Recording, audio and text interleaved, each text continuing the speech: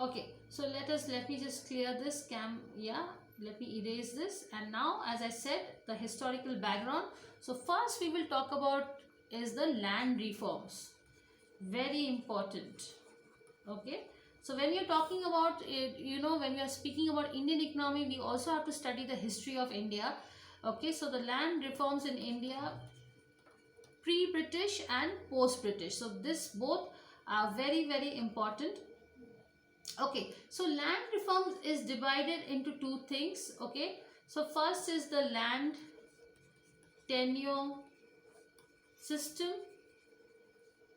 in the pre-independent India. So that is the zamindari. So nowadays there is no zamindari system, thank God.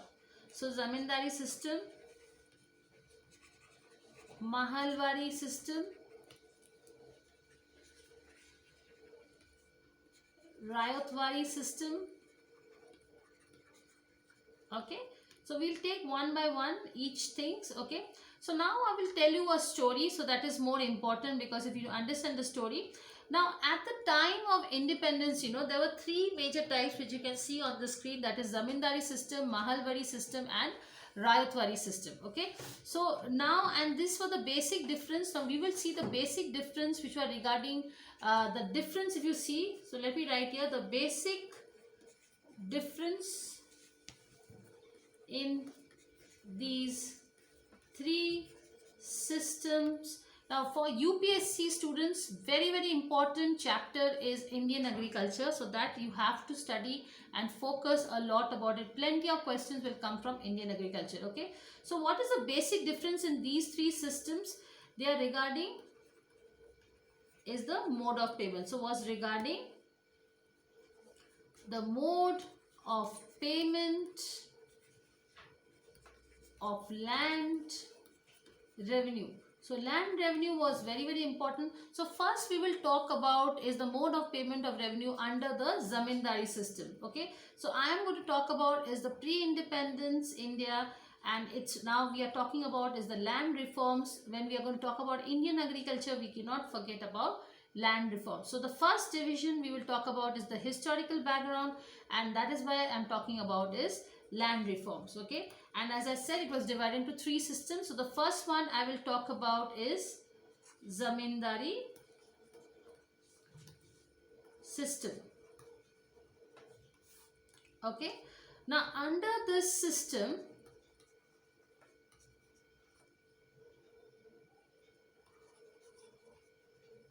the land revenue was collected from the farmers by the intermediary. Now you have to remember this word intermediary. I'll tell you what it is. Intermediaries. So the intermediaries is a link between the Britishers and the farmers, or you can say they are also called in English tillers. Okay, so these people were the middle link. And who were the middle link? These intermediaries were called, or they were known as zamindars. So why zamindars? Because they were considered, or they self-proclaimed themselves, which were given a hat, a white hat was given by the Britishers, as that you are the owners of the land. Okay, but they were actually the middlemen for the Britishers and the farmers. Okay, so this revenue was collected from the farmers by the intermediaries who were known as the zamindars. Okay, now the zamindari system was started by the imperialists. Now we are going a little bit backwards, so I'm going to explain to you in history. Imperialist East India Company. So very old. The zamindari system is very old, and it was established by East India Company. So East India Company started interfering in the Indian soil from a long time, And just imagine students, it is from 1793. So this is one of the oldest systems in agriculture. Okay, and now I'll give you some more information. Let me rub this.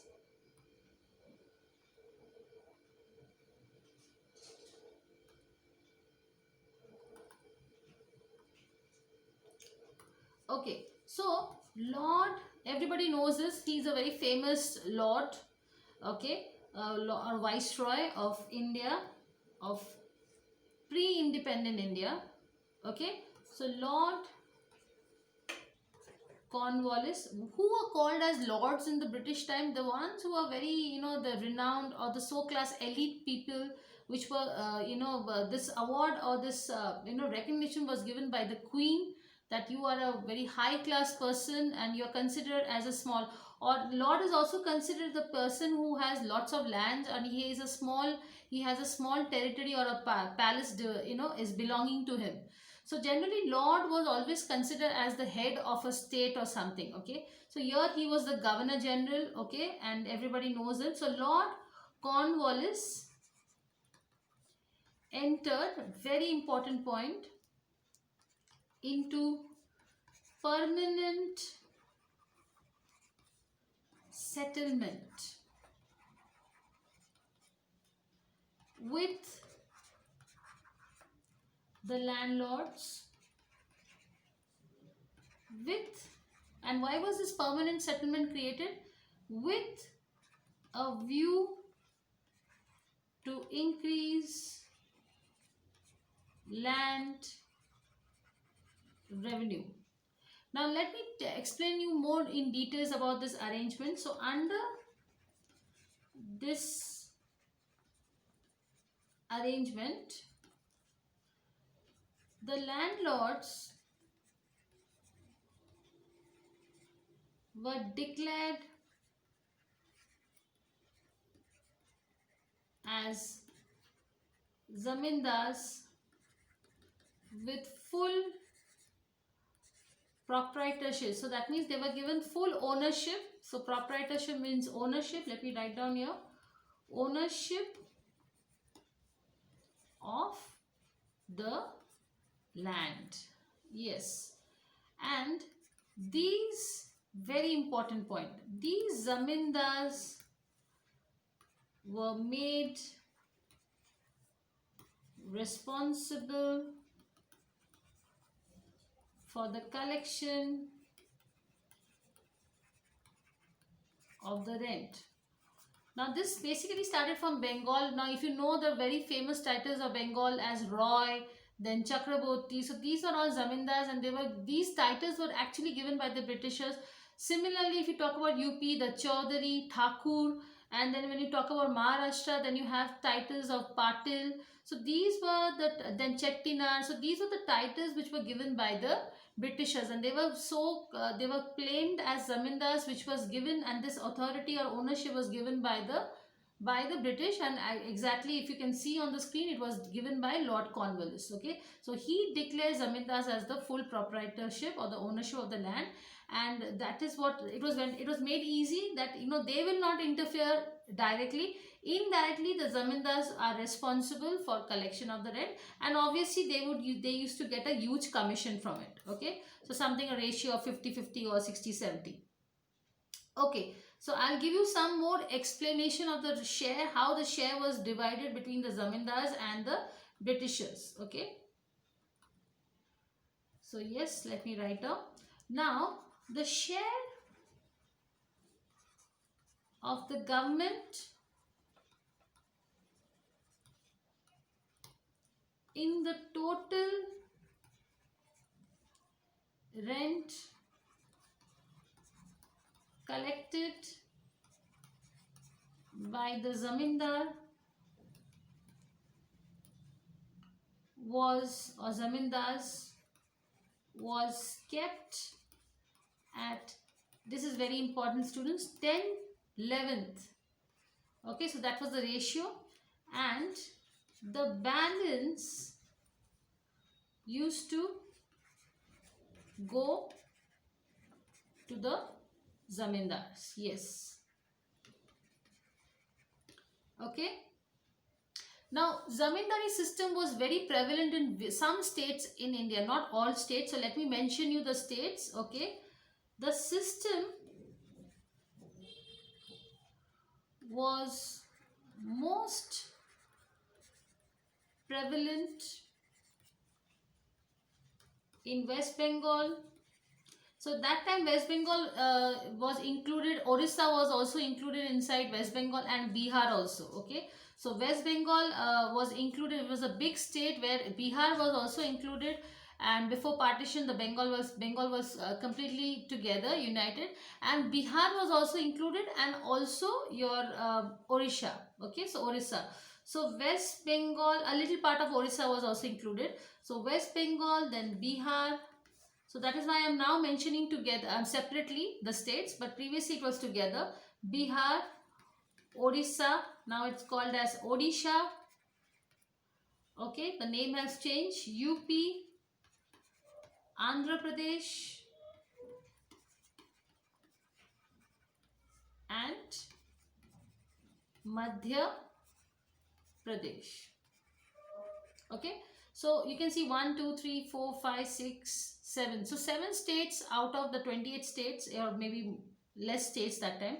But the major, places the zamindari system was prevalent. Okay, now we'll come to the next system. So this is all you have to study about the zamindari system. You don't need to go very deep. All you have to know monetarily or economically how it was affecting the farmers. Okay, because as I said, I'm going to give you a historical background. So we start with the land reforms.